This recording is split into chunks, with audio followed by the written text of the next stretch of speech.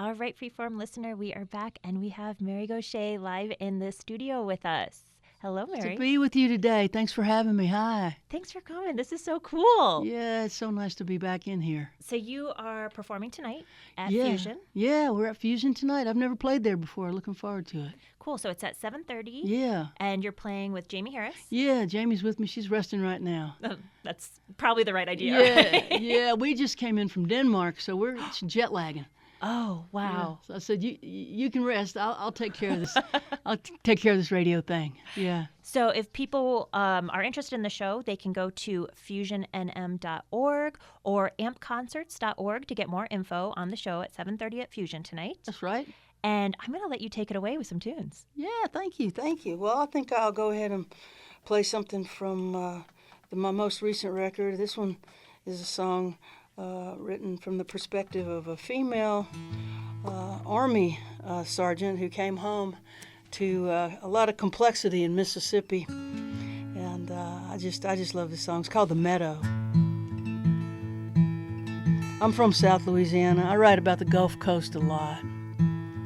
Highway 90 westbound in the falling dark, rolling past cornfields, catfish farms and swamps, a Pascagoula sunset, a longing breaking through. I don't know why I'm always leaving. I don't know why I left you. Won't you meet me in the meadow? We can look up at the stars, lean into the wind, dream again, find out who we are. Won't you meet me in the meadow? No more alone. We could lay down in the grass till the feelings pass, then go home.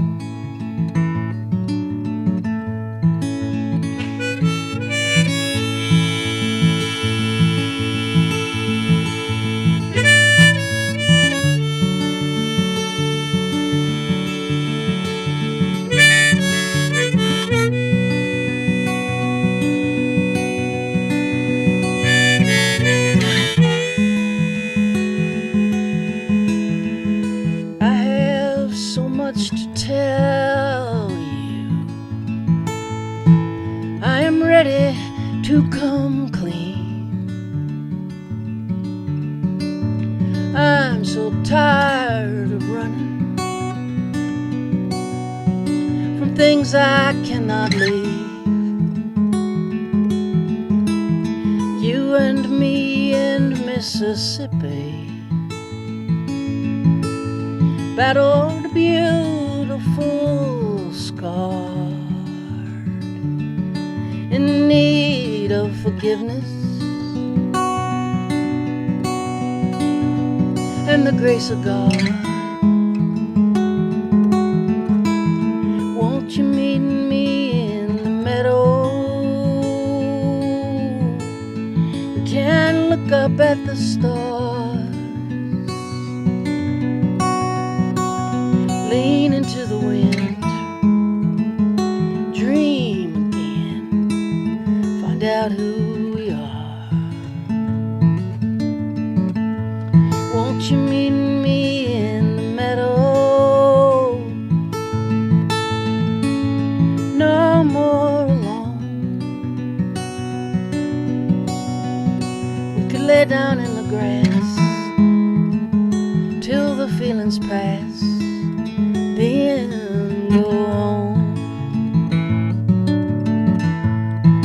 Throw a blanket in the grass till the feelings pass, then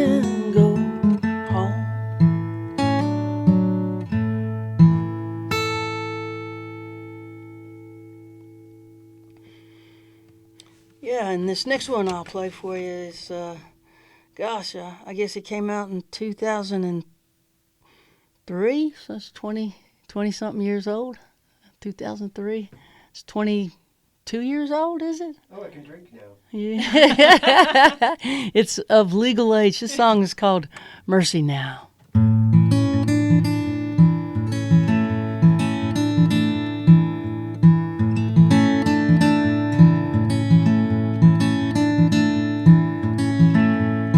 Well, my father sure could use a little mercy now.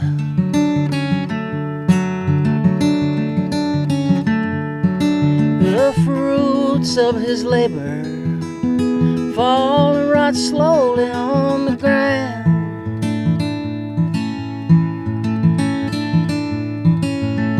His work is almost over, won't be long, he won't be around.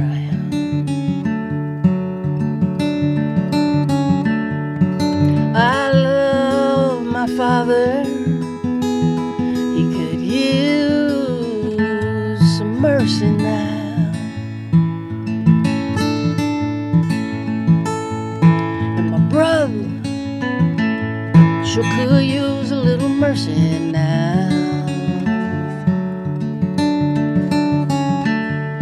He's a stranger to freedom, shackled to his fear and doubt.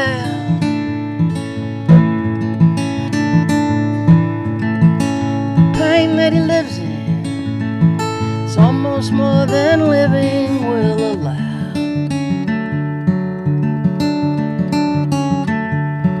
I love my brother, he could use some mercy now. My church and my country,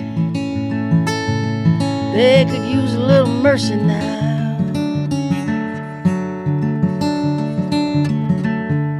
As they sink into a poison pit, it's gonna take forever to climb out.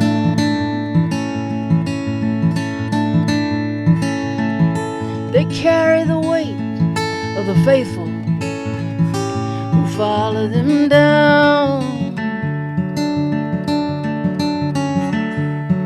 I love my church and country, they could use mercy now. Every living thing could use a little mercy now.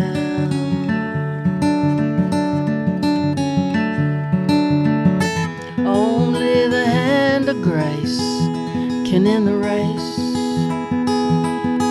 towards another mushroom cloud.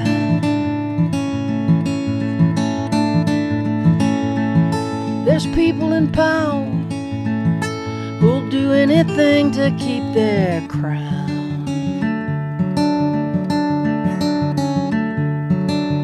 I love life, life itself could use some mercy now.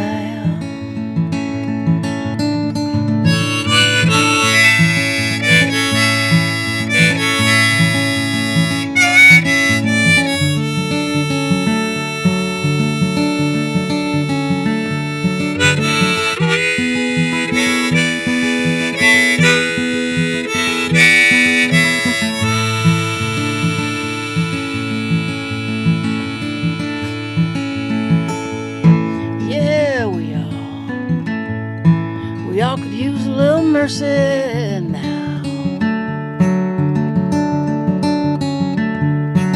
I know we don't deserve it, but we need it anyhow.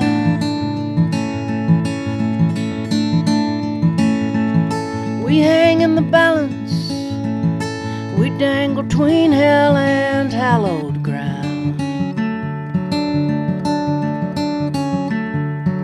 And every single one of us could use some mercy now. Oh, every single one of was could use some mercy now.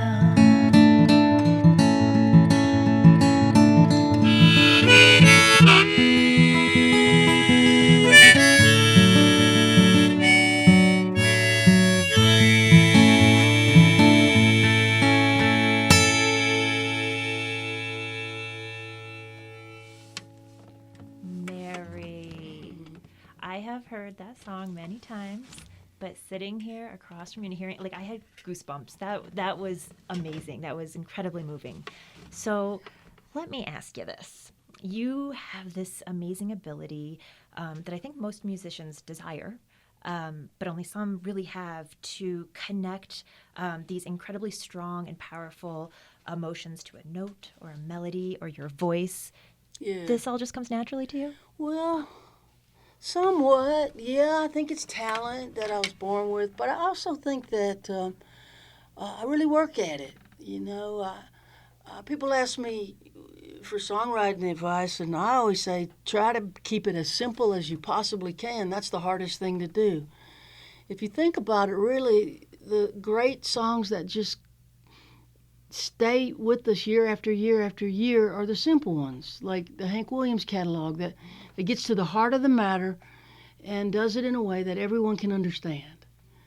I think the more complex it gets, the more we try to bite off in a single song. I think we might be overthinking it. Right. You know, but I think the challenge of writing simple is you start with complexity always, and you got to keep working until you get to what's at the bottom of all that complexity. There's usually something simple that's got us confused.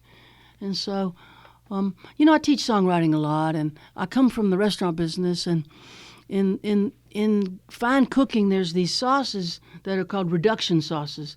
And what you have to do is get all of the liquid out that doesn't belong so that what's left has a very powerful flavor. And I think songwriting, you can use an analogy to get everything out that doesn't belong there so that what remains is powerful. And it seems simple, but to get to simple is hard. That's a long answer to a good question. No, and I absolutely love food analogies for things. I think it's the best way to communicate with people because we all love food. So, gosh, man, that's amazing. So how do you find yourself like straddling the line between vulnerability and self-protection in your songs? Or do you just let it all out there? Well, here's the thing. If I'm revealing something that makes me vulnerable, what I've got to do is get to the place where that is making us all vulnerable. It's what I call a universal human truth. Nobody's really interested in my diary. They're really interested in me singing something that reveals to themselves something about themselves. So I don't feel like I'm running around naked. I feel like I'm exposing the human condition. There's specific things about my life and people that I've crossed paths with that maybe it didn't go so well, that I wouldn't get real, let's say, exact about, because it's too personal. But the deeply personal, the underlying emotion of all that, we can all relate to that. So I think the deeply personal is universal, and that frees me from having to be afraid of being vulnerable because we're all going through it. We all are. We just will go through very similar things as human beings on this planet. Yeah, I think that listening to your music, I had that same thought as, man, she's really got a song for everything. You know, I can relate to so many different songs of yours in so many different ways, and I'm sure everyone else can as well. You know, find a song that's like, wow, I really experienced that, but I didn't have the words or the tune to put it to, but you do. Well, yeah, that's my job, right? That's why songwriters have a job, is we sit around pondering this stuff and trying to find a melody that reflects the emotion and pulls emotion from the listener. I want to make you feel. And when I succeed at that, then we have a connection, and people will come to the show. They'll listen to the music. They'll talk about the song. They'll return to the song when they're in a place where that song can give them something that they need. That's definitely my relationship with music. There's songs for all occasions that I turn to, and they give me something that I need. It's a reinforcement. I think the big thing is the message is you are not alone. Yeah. Music is an outlet, right? Yeah, and it when it's functioning as more than entertainment, I think the message is you are not alone. And music as pure entertainment is great too. Escapist entertainment music is fantastic. But sometimes we need to go to music for other reasons that may be deeper. Not better, just deeper. And that's the job of the troubadour, and that's me. Love it. Mary, I want to ask you about this album, Rifles and Rosary Beads. Yeah, Rifles and Rosary Beads is a collection of songs that I co-wrote with wounded veterans through a program called Songwriting with Soldiers. And I've been a part of that program for 15 years. And what we do is pair up professional songwriters with women and men and their families who have served and came back wounded in some way, be it physically, mentally, emotionally. And what the songwriter does is bear witness to this veteran's story and help turn it into a song. And so these songs on that record are all true stories that were co-written by women and men who serve. Now, they're not songwriters. We're the songwriter, but it's their story. And so we feel as though it's only fair to give them a co-write because they're giving us the language of their story and the emotion of their story. And that record went on. It's been a really powerful record for me. That went on to get a Grammy nomination and has been used in quite a few psychotherapy groups to help women and men working through war trauma. So this experience of kind of collaborating with folks, did that impact the way that you write songs now? Big time. Okay, I thought so. Big time. I always thought it takes me a long, long time to write. I always thought I'm a slow songwriter because I'm so meticulous and I'm always digging for a deeper truth, to try to get to that core thing. And what I realized working with the veterans is I really can write a song in an hour and a half. It's not about me. I'm not trying to figure out something that has me confused. I'm trying to work through something that has someone else confused. And I can do that as a witness to someone else's struggle pretty quickly. Now, if it's my own, I'm all kind of screwed up about it because I don't know the answer. But when I'm outside and able to be objective and bear witness to someone else's, I can tell in just 10 or 15 minutes what the direction of the song is going to be because I can hear it in their voice and in their body language, see it the way that they can or can't meet my eyes. I find that people that are dealing with trauma tend to speak in fairly short sentences, and a lot of those sentences are poems in and of themselves. So I'm just grabbing from what they say, and I put it together like a Rubik's Cube, make it rhyme, and find the melody that marries the emotion that I see in them. So I learned how to write much faster. I mean, I'm still slow when I'm writing about myself, but I'm much faster if I'm trying to write through the eyes of a character. That makes sense. Do you have plans to do something else like this again in the future, a collaborative project like that? Well, I'm still doing it, actually. I'm still part of Songwriting with Soldiers, and it goes on and on. We've got a really big program that's grown over the years. They partnered with Wounded Warrior. We're doing a lot of different kinds of retreats now, and there's lots of retreat centers that host us. It's a pretty evolving organization. I also co-wrote with doctors and nurses on Zoom during the pandemic. What was that like? Oh, it was incredible, and it was very surprising to me to see that doctors and nurses carried the very similar kind of PTSD as our veterans. They were really in a war in the hospital, and they weren't trained for it. They were trained to help people heal, and they were put in a position to have to help people die. And they were very, very traumatized by that. I remember writing with a group of young nurses from a hospital in Los Angeles who were just horrified that they were given the vaccine before their parents were. Yeah. Like, I don't want this. Give this to my mom. Give this to my dad. I mean, I'm going to cry just talking about it right now. The humanity of it all is so incredibly beautiful and powerful. And being able to put that into music and song so that the general public can make sense of what these people have gone through. That's the job, is I write with these veterans and their families, and then I bring it to civilians, and it helps them to understand. It's empathy. I'm building bridges with songs, and those bridges are made of empathy and understanding.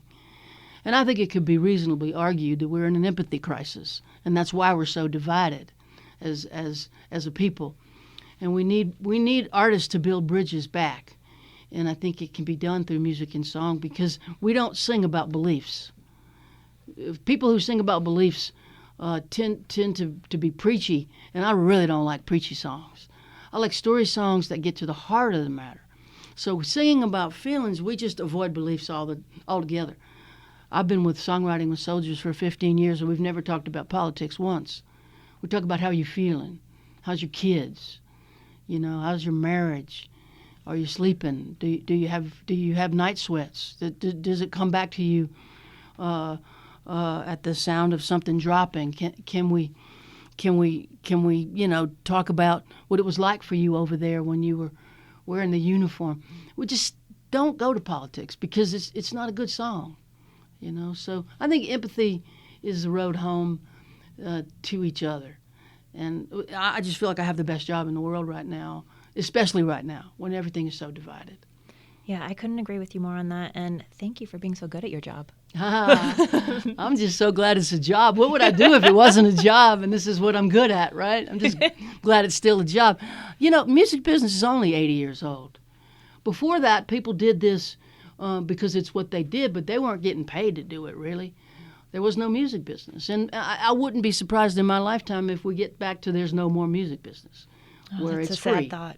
You know, we have to find ways to monetize it, but it might not be through the music business. It might be through patronage, like the old days where the kings and queens and, I guess in our world, oligarchs fund the arts, or patrons, or we, go into the T-shirt business and play songs for free. We'll find a way to make a living at it, but it's pretty original in the history of human music making to have an industry that pays artists to make music.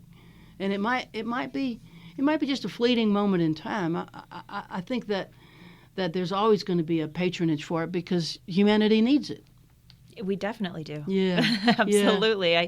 I don't know how any of us here at KUNM or any of our listeners would get through each day without having our music. Songs to lean on. Yes, I know. we absolutely need it. I know. Well, I'd love to hear another song from you, it? but I'm going to ask you one more question. Okay. What are some artists that are currently super exciting for you? What are you listening Well, to? I'm completely and deeply involved with the new Gillian Welch and Dave Rawlings record. Awesome. They have a song on there called Hashtag about our mutual friend Guy Clark. Gil and Dave opened for Guy in the late 90s before they put their record out. And the booking agent that booked those tours was named Keith Case. Well, Keith Case took me on as an artist in about 2001. And so I signed with Keith and I moved to Nashville. And after Gil and Dave put out their first record, I got to open for Guy. And I spent about 2 years on the road with Guy Clark. So the song that Gil and Dave wrote that's on their new record about Guy Clark really, really moves me. That's on heavy rotation in my everything. But their new record, I'm just a super fan of what they do. I think they're transcendent people, and their art is that's the one I'm just repeat right now. Don't you love those? Oh yeah. Like it never gets old. It just every time there's a new thing revealed. Precisely. Yeah. Yeah. You just hear it differently each time. I love that about music. Yeah. So, and it goes through time with you, and as you have different life experiences, you interpret the meaning of the song a little differently. Yeah. I know, that's so cool. It's beautiful. All right. We've got Mary Gauthier, who is performing tonight at Fusion at 7:30. Go to fusionnm.org or ampconcerts.org for more info on that. And I'm going to let you take us out with another tune, Mary. Let's do it. Let's see what we got. Well, I'm going to do the title track of my newest record. It's called Dark Enough to See the Stars.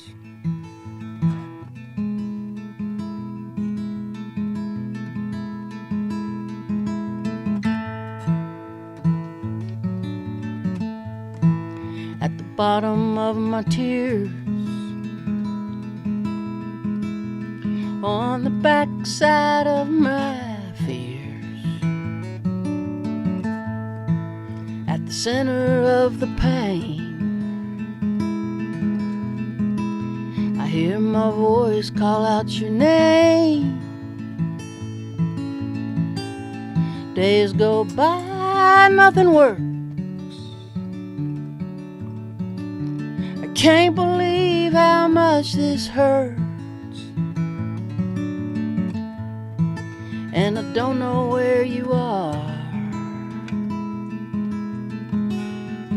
It's dark enough to see the stars,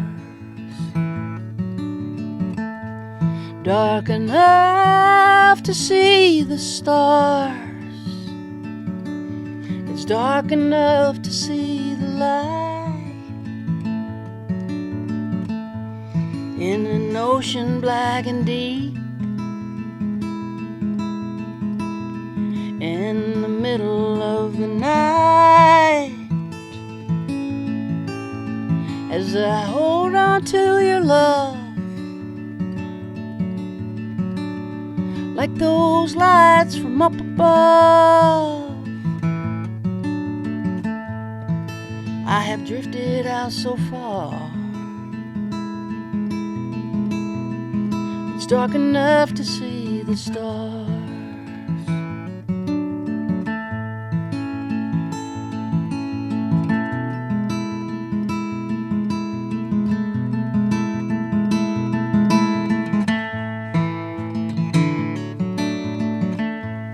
Curse the clock, time is a thief. Every life it measures brief. Every child is born to die, but the soul is born to fly under heaven's canopy. Tiny diamonds, you and me.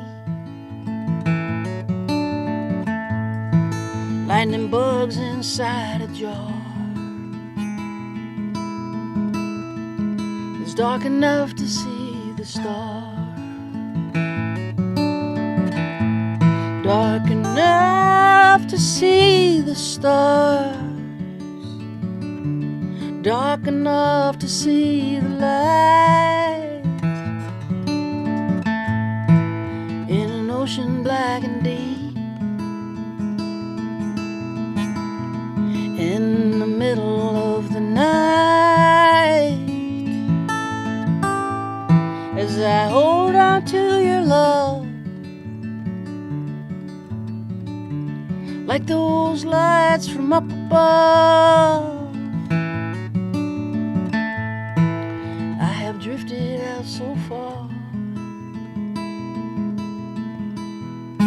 It's dark enough to see the stars.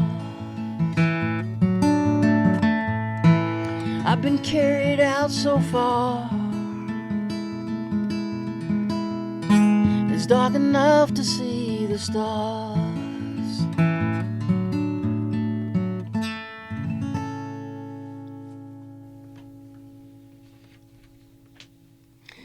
You're listening to KUNM 89.9 FM Albuquerque, Santa Fe, and KUNM.org.